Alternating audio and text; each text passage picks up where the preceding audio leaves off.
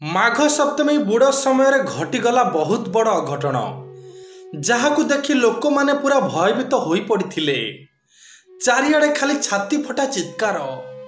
लक्ष लक्ष लोक माघ सप्तमी रे पूरी चंद्रभागा को बुड़ पकाइबाकू आसीथिले।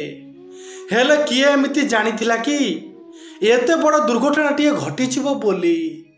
हाँ बंधु माने, महेश बाबू और तांको स्त्री सहित घटी जाइछि एमिति एक घटना जे जहाकू से एपर्यंत विश्वास करि पारु नाहंती। आउ तांको सहित सप्तमी दिन बहुत बड़ चमत्कारटिए मध्य घटिछि। हाँ बंधु माने, यही अलौकिक घटना को ठीक वर्षे पूरी जाइछि। हेले से छाती तरा घटना को जदि एबे मने पकेइबे ताहाले लोम मूल टांकुरी उठिबो। सेतिपाई भिडियोटी को दयाकरी संपूर्ण देखंतु, जहा फଳରେ आपण माने बड़ बड़ विपदरू रक्षा पाई परिबे। बालेश्वर जिला सोर अंचलर महेश बाबू और तांको स्त्री दुहे 4 वर्षर पिलाटी को सांगरे धरी माघ सप्तमीर पूर्व दिन संध्यारे निज व्यक्तिगत कार जोगे बाहरी पड़िले कोणार्क अभिमुखे। ठाकुरंको कथा कहिले कहीं केजाणी महेश बाबूंको मनरे गोटे अजब प्रकार सिंहरण खेली जाए। से कोटी ओडिया भगवान महाप्रभु जगन्नाथ को भारी भल पाती महेश बाबू। तांकु महाप्रभु प्राण बोली कहले चले। आउ तांको परिवार समस्त व्यक्ति भगवान पूजा अर्चना रे जीवन कटई दियंती। सेतिपाई सेमाने बहुत खुशी रे रहउछंती। हेले जीवन रे सबुबले खुशी रही न थाए। ठीक सही परी माघ सप्तमीर पूर्व दिन राति रे घटीगला महेश बाबू सह बहुत बड़ अघटन। सेमाने संध्या 6टा समय रे निज घर निज कार धरी बाहरी पड़िले माघ सप्तमी बुड़ पकाइबाकू। महाप्रभु जगन्नाथ को सुमरणा करी गाड़ीटी चलाइबाकू लागिले महेश बाबू। तापरे एमिति धीरे धीरे आसी पहुंची गले भुवनेश्वर रे। सेतबेलकू समय पाखापाखि राति 10टा हो गलानी। भुवनेश्वर एक ढाबार डिनर करी पुणी बाहरी पड़िले चंद्रभागा अभिमुखे। ठीक निमापड़ा रास्तार होइथांती तांको गाड़ीटी हठात बंद हो गला। सेतबेलकू समय पाखापाखि 11:30 हो जाइथिला। महेश बाबू गाड़ी ओह्लाई गाड़ीटी को देखिबाकू लागिले, हेले से किछि जानी पारिले नहीं। सेउटू तांको स्त्री गाड़ी ओह्लाई पड़ी पचारिबाकू लागिले, हेटी एबे आमे कौन करिबा? गाड़ीर की असुविधा होछि जना पड़ुछि? सेउटू महेश बाबू कहिले, नाई मु ए पर्यंत किछि जानी पारुनी, आउ आख पाखे भी किछि भी दिसुनी। यह शुणी तांको स्त्री कहिले, तुमको मना करुथिली आमे एते राति आसीबानी बोली, दिनरु दिन आसीबा बोली कहूतिली, तुमे कोन मो कथा सुनिल? हेटी शुणुच, मते भारी डर लगुछि। पाखरे 4 वर्षर पुओटी छड़ा आम पाखरे आउ केही नाहंती।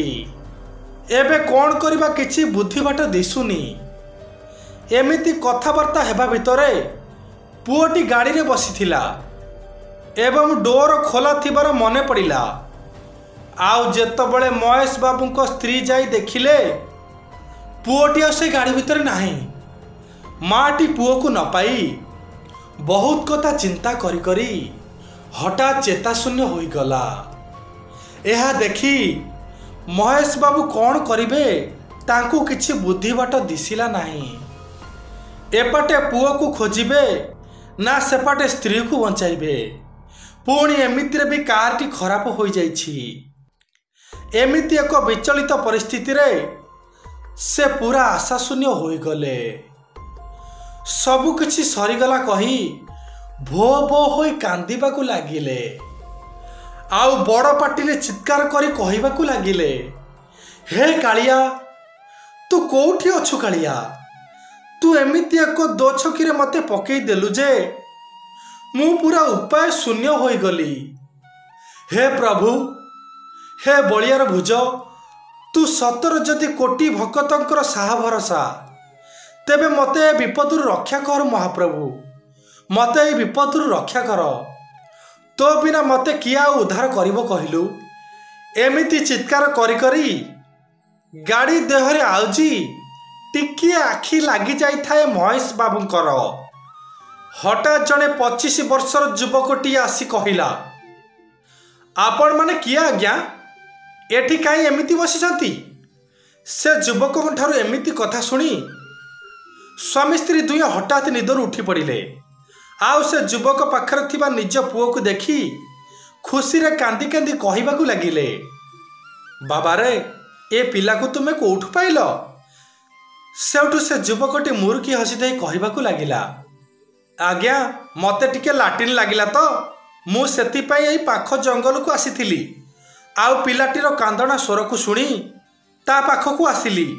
आउ पिलाटी किछि न कहिबारु ताकू मु मो घर को नेकी जाउथिली। हेले आपण को रास्ता रे पड़िथिबार देखी मु एठी टिकिए अटकी गली। आउ मो मुंडरू गोटे बड़ चिंताटीए गला।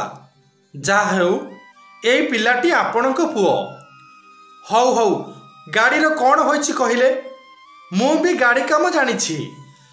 तापर से युवकटी गाड़ीटुकु मध्य ठीक करदेला। आउ कहिला, आज्ञा आपण माने एबे जानतु। सेउठु स्वामी स्त्री दुई जण कहिबाकू लागिले, बाबा रे तुमे हमकु एते साहाय्य कल, ता बदल रे आमे तुमको किछि देई पारुनु। एई टंका केइटा रखि थाओ।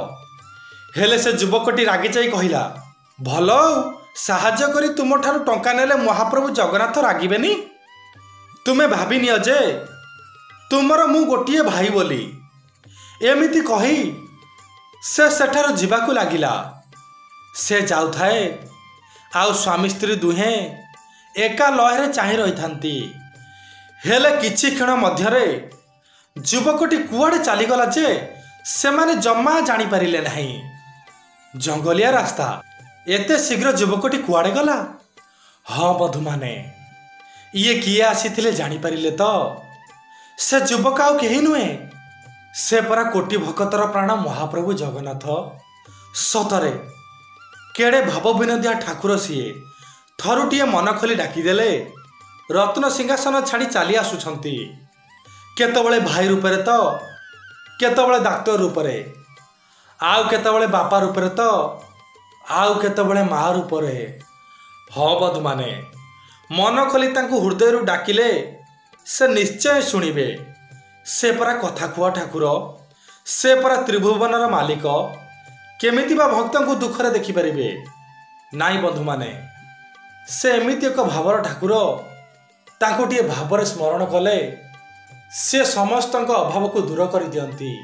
हाँ बंधु माने आपण माने महाप्रभु जगन्नाथ को जदि सत्तरे भक्ति करती तेबे मु आपण मानकु हाथ जोड़ी अनुरोध करुछि, दयाकरी कमेंट रे लिखिबाकू जमार भी भूलिबेनी।